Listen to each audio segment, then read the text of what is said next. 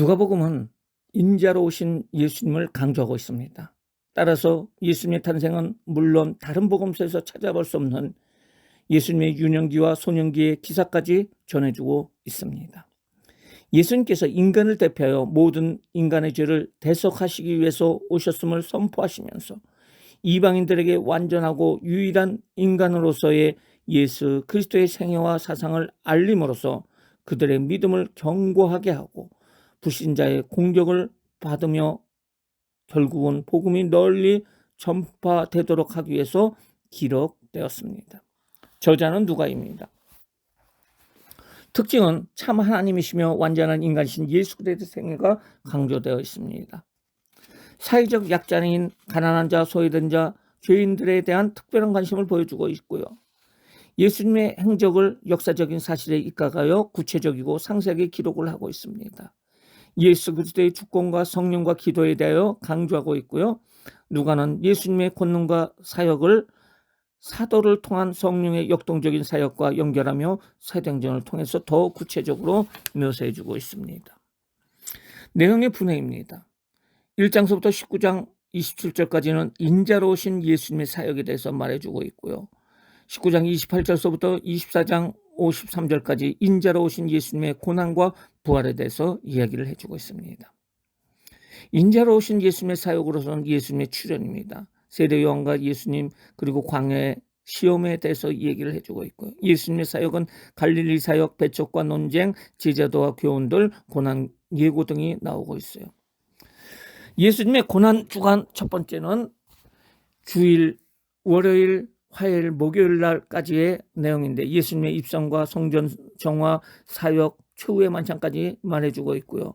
두 번째, 그 고난 주간 두 번째는 금요일, 토요일인데 십자가의 고난과 토요일 무덤에 계신 내용에 대해서 나와주고 있습니다.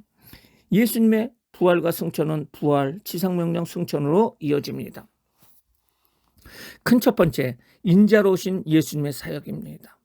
첫 번째, 예수님의 출현입니다. 세례 요한과 예수님, 세례 요한은 예수, 즉 메시아의 길을 닦기 위한 하나님의 계획이었습니다. 하나님의 말씀은 메시아가 오실 때 그보다 앞선 한 사람이 나타나서 그의 길을 예비할 것이라고 예언하였습니다. 예수님의 탄생은 선지자를 통해 이미 예언되었고 동정녀를 통해 잉태되심은 예수께서 죄와 구별된 완전한 인간으로 오셨다는 것을 나타내주고 있습니다.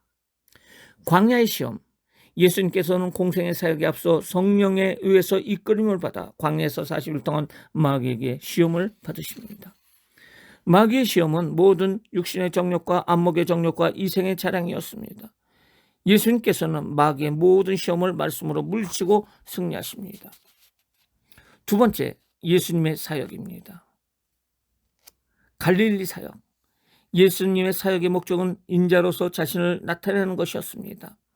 예수님이 회당에서 귀신을 쫓아내심으로 그의 권세가 증명되었으며 또한 예수님께서 당시에 육체뿐 아니라 사회적으로 고통받고 있는 나병 환자들을 고치시고 이스라엘 사람들에게 용서받을 수 없는 직업을 가진 세리를 부르심으로 모든 사람들에게 구원의 길을 열어주었습니다.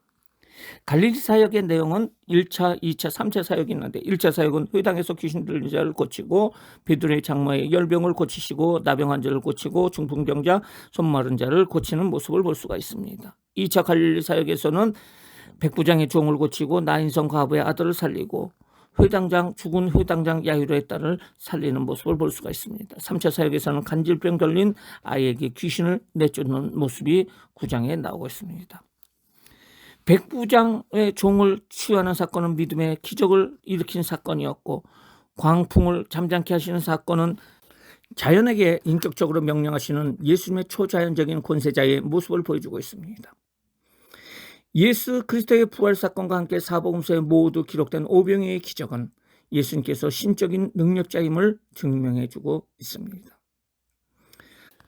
주는 그리스도시다라는 베드로의 신앙 고백이 있은 후 예수님께서는 제자들에게 십자가의 죽음과 부활 그리고 자신의 삶을 포기하고 십자가의 길을 걸으면 주를 믿고 순종하는 삶에 대해서 가르쳐주고 있습니다. 배척과 논쟁입니다.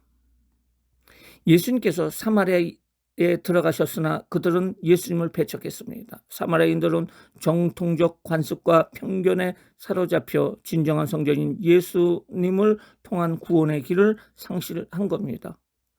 예수님께서는 선한 사마리아 사람 비유를 통해서 사랑은 율법의 논리가 아니라 실천이라는 것을 가르칩니다. 무리들은 예수님께서 말 못하는 귀신을 쫓아내시는 권능에 대하여 바알세불을 힘입어 행하였다고 논쟁을 벌였지만 예수님께서는 하나님의 권능을 통해 귀신을 쫓아내어서 하나님 나라가 임했다고 선포하셨습니다. 제자도와 교훈들. 예수님께서는 수많은 무리들에게 제자가 되는 길에 대하여 두 가지로 말씀하셨습니다. 첫 번째는 자기 가족들과 자기 목숨까지 미워야 한다는 것이고요. 두 번째는 자기 십자가를 지고 예수님을 따라야 된다는 것입니다. 예수님의 제자가 된다는 것은 엄청난 희생과 헌신을 요구합니다. 진리를 위해서 자신의 혈육과 소유, 나아가 생명까지도 부인할 수 있을 때 진정한 제자의 길을 걸어갈 수 있습니다. 예수님께서는 바리새인의 의식과 탐심에 대해서 설명하시면서 소유권에 대한 재인식의 필요성을 강조하셨고 그의 나라를 구하라는 권면으로 말씀을 맺으십니다. 잃은 양의 비유, 잃은 드라큐마, 탕자의 비유, 부자와 나사로, 용서와 믿음과 순종, 불의한 재판장과 과부에 대한 비유들은 잃어버린 자와 소외된 자들에 대한 하나님의 사랑과 그들의 회개와 기도를 하나님께서 기뻐하신다는 교훈을 가르쳐주고 있습니다. 고난예고. 예수님께서는 하나님의 뜻을 이루기 위해 예수님이 걸어가실 길을 고난예고를 통해서 밝히십니다. 이는 제자들에게 장차 겪을 고난을 준비하게 하고 아울러 예수 그리스도께서 죽음을 이기는 궁극적인 승리를 비전으로 제시하여 제자들의 믿음을 굳게 하기 위해서입니다. 큰 두 번째, 인자로 오신 예수의 고난과 부활입니다. 첫 번째, 예수님의 고난주간 1. 주일, 예루살렘 입성. 종려주일에 예수님께서는 나귀를 타고 예루살렘에 입성하셨습니다. 이는 어린 나귀를 타고 오리라는 예언한 스가랴의 예언이 성취된 것이고요. 예루살렘의 입성은 공생의 마무리를 위한 십자가의 고난의 시작점이었습니다. 월요일 성전 정화. 유대인들은 예루살렘의 종말이 가까워왔음에 불구하고 때가 임박함을 깨닫지 못하고 육신의 정욕과 인간의 욕심에 따라 성전을 더럽힙니다. 예수님께서는 이 어리석음에 대해 분노하셨고 그들을 성전에서 내쫓으시며 내 집은 기도하는 집이 되리라고 하셨고 너희는 강도의 소굴을 만들었다고 꾸짖으십니다. 화요일 마지막 사역입니다. 예수님께서는 서기관, 대제사장, 장로들이 권위에 대한 도전을 해왔을 때 비유를 통해 자신이 포도원 주인의 친아들이고 선지자들은 종이며 서기관과 바리새인들과 장로들은 농부임을 말씀하심으로써 자신의 권세가 하늘로부터 온 것을 말씀하십니다. 부활이 없다고 주장하는 사두개인들에게 부활을 확실하게 인식시켜주며 예수님께서는 하나님은 사두개인들이 말하는 죽은 자의 하나님이 아니라 살아있는 자의 하나님이심을 말씀하십니다. 가난한 과부의 헌금을 통해서 주님의 계산법은 금액의 많고 적음이 아니라 마음의 중심이 있다는 교훈을 주십니다. 예수님께서는 말세의 징조의 결과에 대해서 말씀하시면서 성도는 말세에 항상 기도하고 깨어 있어야 된다고 말해주고 있습니다. 목요일 최후의 만찬입니다. 예수님의 고난을 위한 준비는 유다의 반역과 최후의 만찬으로 이루어집니다. 오늘날에도 성만찬은 예수 그리스도의 살과 피를 나눔으로써 그리스도와 연합하고 성도들 간에 떡을 떼는 교제를 통해서 서로 하나가 된다는 것을 의미하고 있습니다. 예수님께서는 만찬을 마치시고 감난산에 올라가 땀방울이 핏방울이 되도록 기도하셨습니다.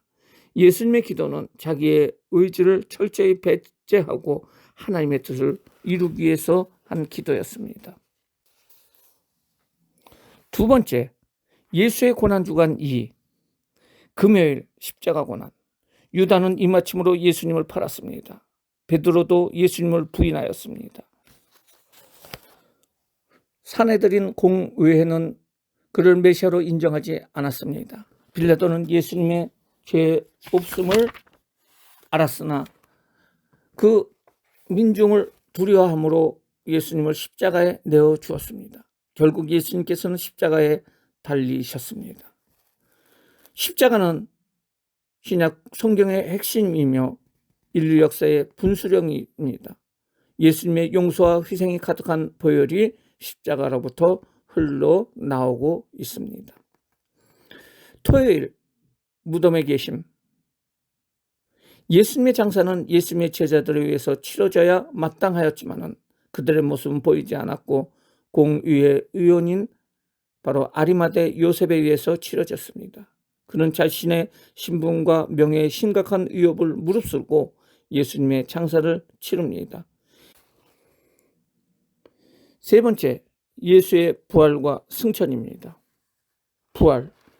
예수님께서는 이미 예언하신 것처럼 사망 권세를 이기시고 부활하셨습니다. 누가복음에서는 부활하신 예수님을 직접 만났던 많은 사람들의 체험을 기록하고 있습니다. 안식 후 첫날 새벽에 무덤으로 간 여인들은 두 천사를 통하여 예수님의 부활을 알았고 엠마오로 가던 제자들도 부활하신 예수님을 직접 만나게 됩니다.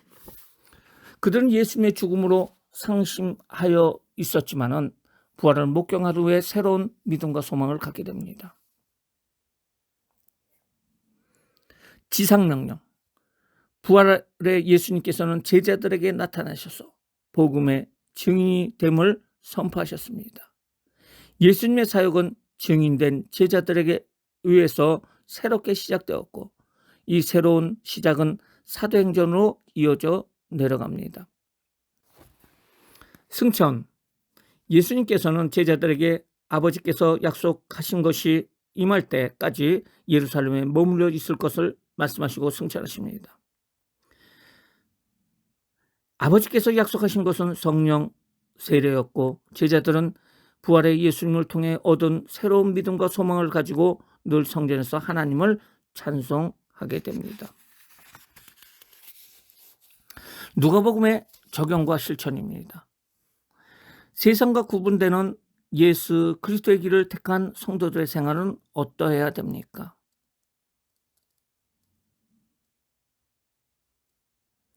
십자가를 지신 예수님께서 마지막 순간까지 보여준 사랑은 어떠한 것입니까? 의사 직업을 가졌던 누가는 인자 대신 하나님의 아들로서뿐 아니라 온전한 인간으로서의 예수님의 생애에 관한 일화들을 생생하게 기록하였습니다. 바리새인과 세리가 기도하는 이야기, 부자와 나사로의 이야기, 불의한 재판장과 포기하지 않는 과부의 이야기, 어리석은 부자 이야기 등 많은 비유를 통해서 하나님의 변함없는 사랑을 전하고 있습니다. 이상으로